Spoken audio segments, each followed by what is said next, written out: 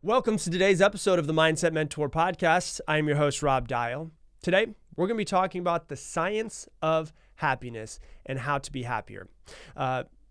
Who doesn't want to be happier, right? Who doesn't, even if you're the happiest person alive and they're like, hey, do you want to be happier? I think everyone's going to say yes to that, right? But what is happiness? Like what is it? How do we achieve it? How do we get there? What are some action steps to get there as well? That's what we're going to talk about today. And so when you look at happiness, happiness is a state of mind that really everybody wants to get to. But what is it? Like in defining happiness is not really an easy task. Happiness is not a one size fits all kind of thing. It's different from every single person. You know, there's some people out there that can find happiness in like the littlest of things. And other people might require a whole lot more. For me, I've been working for years to find more happiness in like the little teeny tiny things. And we all think that, oh, if I make more money, I'll be happier. That won't happen, I'm telling you right now. Or when I finally achieve this thing or get to this level in my business, then I'll be happier. None of those things are true. And so the science of happiness has really gotten a lot of attention in recent years. And many researchers have been going through a lot of studies to try to understand like what actually makes somebody happy and how can they actually increase their happiness. And so in this episode, we'll explore the science of happiness and we'll go through some science, we'll go through some psychology, we'll also go through some neurology and what we can do to actually increase our levels of happiness. Cool? So before we dive into it, what in the hell is happiness? Like, you know what it is, you know what it feels like, but can you clearly define what happiness is? That's what I really wanted to figure out before I started today's episode. And so when I went into it and I looked at it, it's defined as a subjective state of mind that is characterized by positive emotions and feelings of contentment, satisfaction, and joy. Now, I think the most important piece of that is it is a subjective state of mind in the definition. Subjective state of mind means that you are in control of when you feel happy, which means that you don't have to have something happen outside of you. You can just decide in this moment to be happy. And it is not something that happens to you. It is a state of mind. And so when you look at subjective state of mind, think about that for a second. That means that if you're not happy right now, it's because you are choosing not to be happy. You are choosing on saying that your internal state of mind is being dictated by external circumstances. And that's complete bullshit. It is a subjective state of mind, which means that if you want to be happy right now, you can be happy right now. That's pretty interesting, right? Also, people who are happy tend to have better relationships, experience less stress, and are more resilient to adversity and tend to live longer. So isn't happiness something that we should all be really striving for, if you look at it that way? I think that it is. So let's start to dive into the science of happiness, right? So the science of happiness is actually a multidisciplinary field. So it uses psychology, neuroscience, philosophy, and sociology. Okay, so psychology, neuroscience, philosophy, and sociology. So when you look at the neuroscience of what happiness is, can we see in the brain when someone is happy, or is it just something that we feel, or is it just something that we know? Well, the cool thing is when somebody's happy, you can actually see it in their brain, which shows you that there's things that you could do to help yourself be happier and to experience it in your brain. Neuroscience has also really gone into studying people's brains when they're happy, when they're sad, everything. And research has actually found that certain regions of the brain are associated with happiness. So when someone feels happy, when they see someone that they love, when they feel content, when they feel joy, when you look at it, there's a couple different parts of your brain that light up. The first one is the prefrontal cortex. The second one is the amygdala, believe it or not.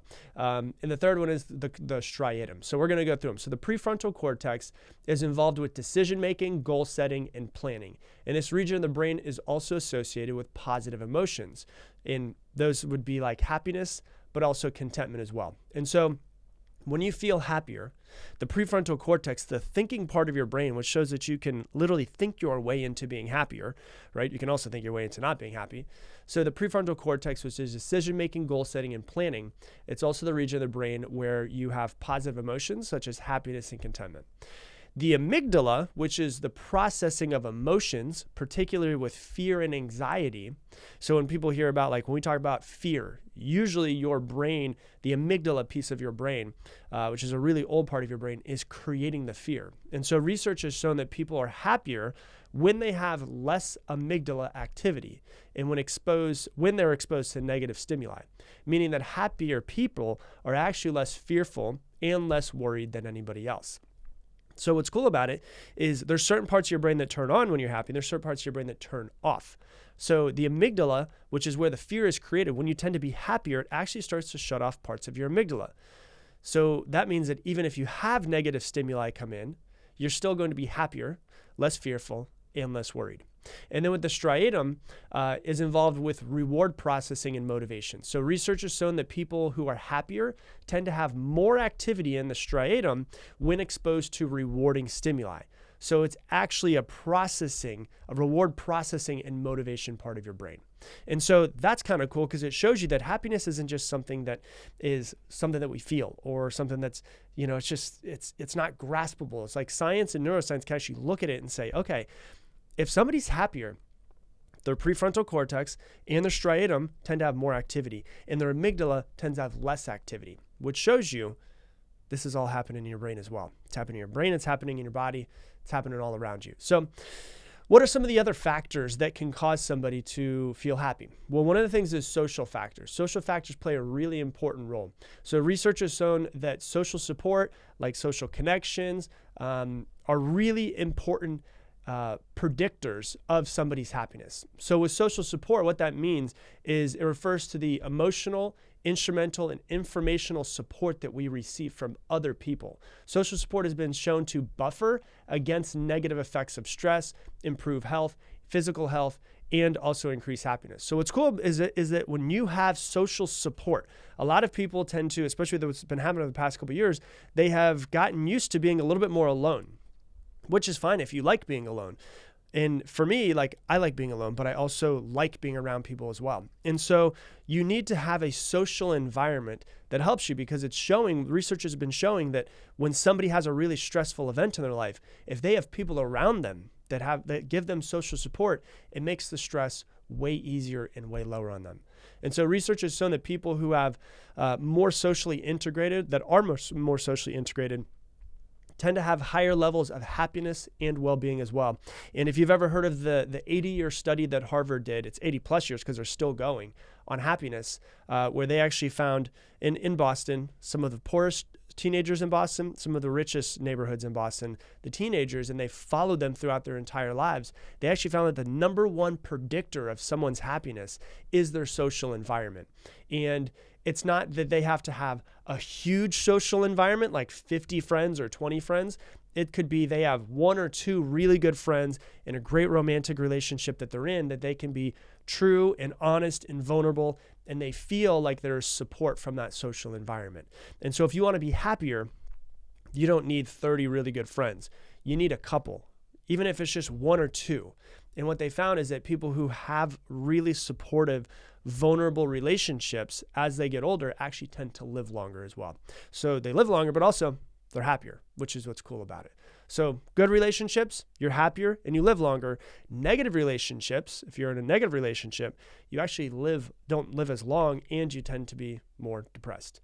And so this is cool because these insights around everything are consistent with the idea that happiness is not really found outside of oneself, but rather a state of mind that can be cultivated and developed through really deliberate effort, which is cool to think about. Like, okay, we know now that having a great social environment helps us be happier. Well, we can be more deliberate to have a supportive social environment. If there's people who are very supportive that we need to spend more time with, we spend more time with. If there's people who are less supportive or negative or toxic, we let those people go. And that will actually help us be happier. How else can we increase our happiness? Well, now that we have a better understanding of the science of happiness, what can we do to increase our levels of happiness? First one, which I've always thought, even though I use gratitude, I've always thought that it just feels corny, but I still do it because it makes me feel better. And at the same time, now there's so much science that's coming out around gratitude. So for this, first thing that you can do is you can practice gratitude. One of the simplest easiest, most effective ways to increase your happiness is to practice gratitude. And it feels weird to think like, oh, I'm going to wake up in the morning, I'm going to take out a pen and piece of paper, and I'm going to write down and focus on 3 things that I'm grateful for. It seems like, is that really going to do anything? But science has proven that it does. Gratitude is just, it involves focusing on the positive things in life and expressing appreciation for them. And so the Journal of Personality and Social Psychology, they did a study that found that gratitude actually changes somebody's well-being. So participants were instructed to write things that they were grateful for every single morning, and how they were grateful for them and why they were grateful for them. Doesn't matter how big the thing is, doesn't matter how small a thing was, but results showed that those who wrote things that they were grateful for in the morning had higher levels of subjective well-being. So research has shown over and over again that practicing gratitude can increase your happiness, your well-being, your life satisfaction, all of that. So one thing that researchers recommend that you do is that when you wake up in the morning, you go to the bathroom, you brush your teeth, you get your water, all of that stuff. Maybe you do a meditation, but within the first 30 minutes of waking up, take out a pen and piece of paper and just write down 3 things that you're grateful for early in the morning, so that you set your reticular activating system, which is the filtering part of your brain, to actually find more things that you're grateful for, to actually start to show you that there's so much to be grateful for around you. And so early in the morning, if you just want something very simple to help you be happier, because I've been doing this for a long time, that I found that people tend to be negative. And so it's easy to go down a negative route if you just start that way in the morning.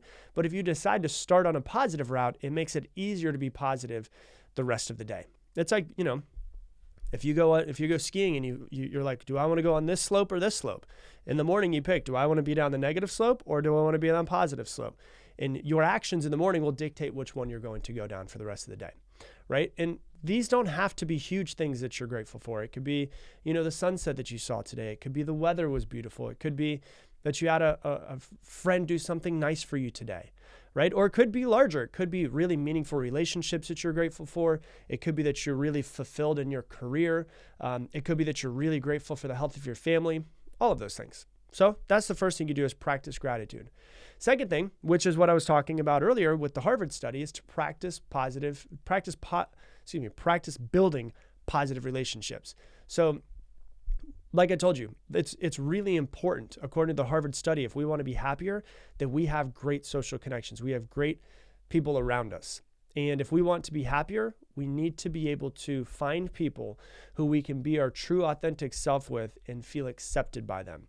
If you feel like you have to walk into a room and you're supposed to act this way around this person, you're supposed to act this way around this person, this way around this person, that's tiring. What you want to do is find people that accept you for who you are. If you have been on this growth journey for a little while and you've been trying to grow and improve yourself, and some people are making fun of your growth journey, or they're making fun of what you're focusing on, or maybe you're trying to be more positive, or maybe you're putting up quotes on Instagram that show that you're positive and somebody's making fun of it, right? That's not the type of relationship that you want. You want someone that supports you in all areas of your life, no matter how much you're growing, not growing, all of that. And so really what you should do is take out a pen and piece of paper and write down the 5 to 10 people that you spend the most time with, and ask yourself if they're helping you foster a happier life or if they're kind of sending you down the negative slope, right? And just try to start building more positive relationships, right? Focus on the people who are making you feel accepted and loved, and stop hanging out with the people who don't make you feel accepted and loved. So that's the next thing. Another thing you can do is cultivate mindfulness. So mindfulness is basically the idea of trying to be in the present moment and seeing life for what it is. So research has shown that mindfulness can increase your happiness, it can reduce your stress, improve mental health and physical health as well. And there was the Journal of Clinical Psychology had a study, and the results showed that mindfulness can improve outcomes for depression, anxiety, chronic pain, and a lot of other conditions as well, indicating that mindfulness helps you with your happiness and your overall well-being. So you can use mindfulness meditation, which involves sitting down quietly and focusing on your breath for a few minutes each day. You could be mindful in the fact of when you notice yourself starting to get caught up in emotions, or starting to get angry or sad or frustrated, that you just take a step back. Maybe you go for a walk, maybe you go outside, you do 6 deep breaths, and you just allow yourself to just simply feel the emotion and let the emotion go and process it. A lot of times when we feel an emotion that we might label as quote unquote negative, we try to face it. We try to force it away from us, or try to not look at it or not feel it or pretend that it's not there. Mindfulness just really means, how can we be present to the moment? How can we be present to every emotion?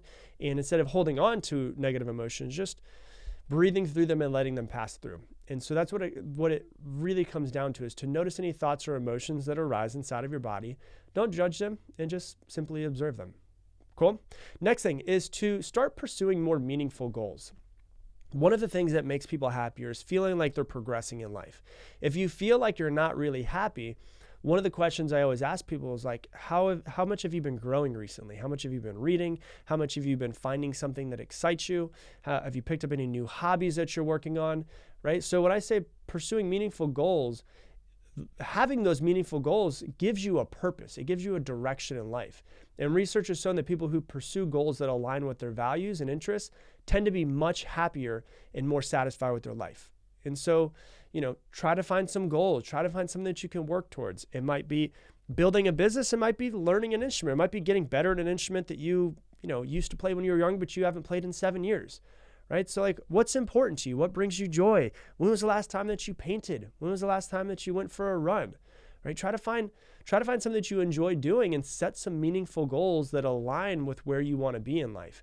And as you start to feel yourself progressing, it's like Tony Robbins always says, progress equals happiness. You'll find yourself being happier as you start going towards these goals. And then the last one is to practice self-care. When I say self-care, I don't mean like going and getting a massage. All of that's great. I think that that's beautiful. You should. I don't mean getting your hair done, any of that. What I mean by self-care is engaging activities that promote physical and mental well-being. So examples of this would be exercise, eating healthy, getting enough sleep, going for a walk in nature, reading a book. Schedule time for activities that bring you joy and promote your well-being. So make a happy list. I've said this before. One of my friends years ago was in a deep depression, and I asked him what got him out of that depression. And he was depressed for months and months and months. And he woke up one day and he realized that he was so depressed and he didn't know how to get out of it. So he said, what's the opposite of depression? He said, I guess it's happiness. So he's like, what makes me happy? And he made this massive list of every little tiny thing that made him happy. And then every morning he would wake up, and while he was drinking his coffee, he would look at that list and he would say, how can I put as many of these things that make me happy into my day? Right? So how can you schedule time for activities that actually make you feel better, that make you happy? Right? So when you look at happiness, tons and tons and tons of research has shown that happiness is not found outside of you.